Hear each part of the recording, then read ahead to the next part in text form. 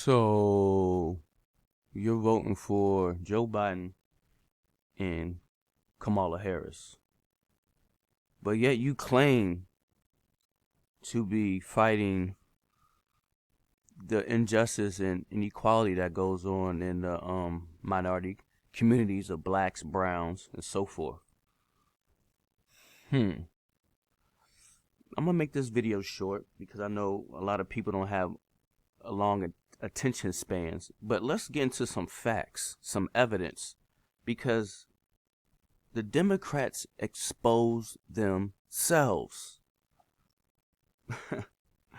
So let's go to the Democrats' words about these two people, Joe Biden and Kamala Harris.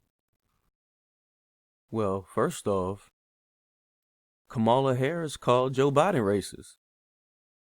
Well, she said, I don't believe you're racist, but you supported some racist stuff. I do not believe you are a racist. And I agree with you when you commit yourself to the importance of finding common ground. But I also believe, and it's personal, and I was actually it was hurtful to hear you talk about the reputations of two United States senators who built their reputations and career on the segregation of race in this country. And it was not only that, but you also worked with them to oppose busing. So, was she lying? Or was she telling the truth? Either she was lying about him being a racist, or she was telling the truth. After the comments, he said that if you don't vote for me, you ain't black. You got more questions, but I tell you, if you have a problem figuring out whether you're for me or Trump, then you ain't black. Kamala Harris, she served as the head DA in San Francisco. She says she's proud of her record. Well, Tulsi Gabbard, who I felt like, why didn't you choose her? See, the good candidates that they do have, they don't put them out front. They actually kill their own, eat their own.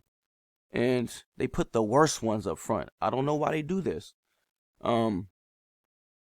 She destroyed Kamala Harris, calling out her phoniness on how she actually locked up more blacks than any other DA.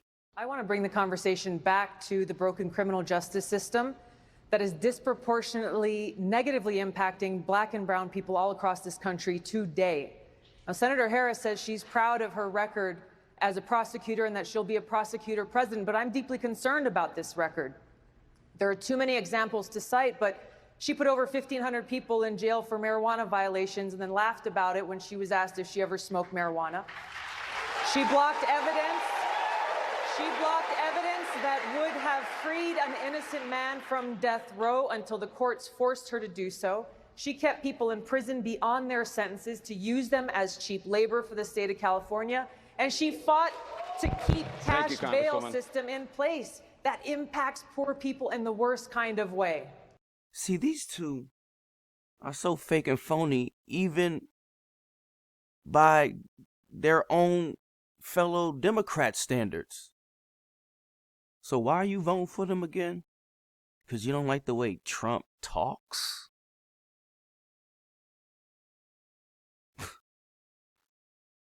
What about these two clowns?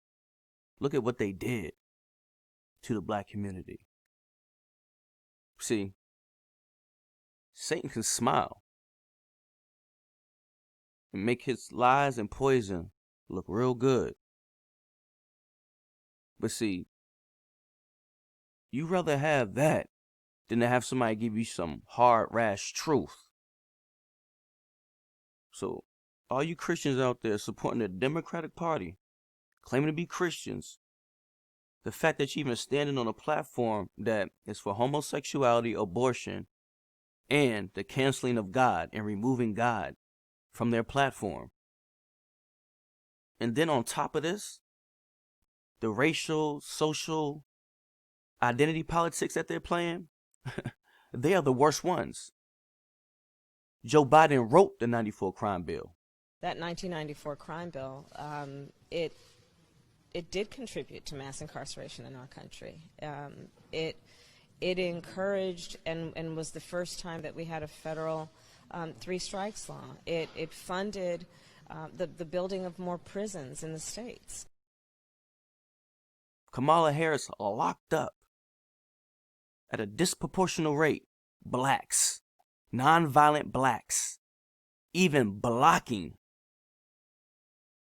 evidence that will exonerate wrongfully convicted felons that were serving lifelong sentences. And when it comes to immigration policies, don't expect Joe Biden and Kamala to do anything about it. For even CNN admits that the first 2 years of the Obama-Biden administration, that Obama, who earned the title deporter-in-chief, deported more immigrants than Trump did in his first 2 years. In the first 2 years of the Obama administration, nearly 800,000 immigrants were deported, far more than during President Trump's first 2 years. Would the higher deportation rates resume if you're president? Absolutely not, number one. Number two, everything landed on the president's desperate locus. I found that the secretary, we sat together in many meetings. I never heard him talk about any of this when he was the secretary. Please be respectful. Please be respectful in the crowd. Please continue, Mr. Vice President.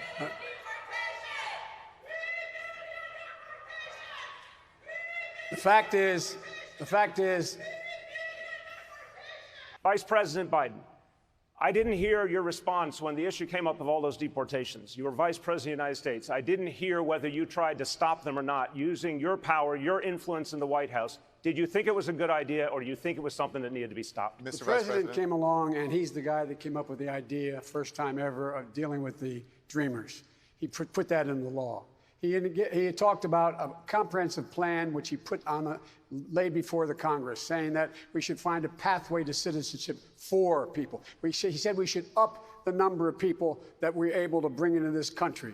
Lastly, he also pointed out that we should go to the source of the problem and fix it where people were leaving in the first place. So he did. To compare him to Donald Trump, I think, is absolutely bizarre. But I don't hear an answer from the Vice President. I'm confused. I asked the Vice President point blank, did he use his power to stop those deportations? He went right around the question. Mr. Vice President, you want to be President of the United States, you need to be able to answer the tough questions. I guarantee you, if you're debating Donald Trump, he's not going to let you off the hook.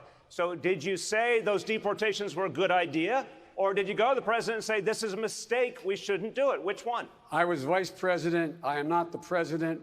I keep my recommendation to him in private. Unlike you, I expect you would go ahead and say whatever was said privately with him. That's not what I do. What I do say to you is he moved to fundamentally change the system. That's what he did. That's what he did. But much more has to be done. Much more has to be done. I still don't hear an answer. And on top of that, we need to be very wary of people who just can't give a simple answer, always dodging questions. Like when both Joe Biden and Kamala, make sure you say that right and proper, because, you know, she wants to be extra black. So you have to be Kamala. When they was asked whether they're going to pack the court if Judge Amy Barrett gets in the position, they couldn't give a simple yes or no. Let's turn to scripture on this. In Matthew 5:33, it says this, again ye have heard that it has been said by them of old, thou shalt not forswear thyself, but shall perform unto the Lord thy oaths. But I say unto you, swear not at all, neither by heaven, for it is God's throne, neither by the earth, for it is his footstool, neither by Jerusalem, for it is his city of the king. Neither shall thou swear by thy head, because thou canst not make one hair white or black. Listen up. But let your communication be yea, yea, nay, nay. For whatsoever is more than these cometh evil.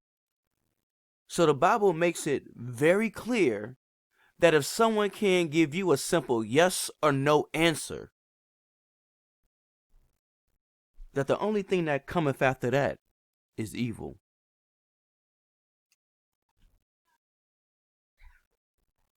And this is who you voting for? But yet you're a Christian and you have spiritual discernment, huh?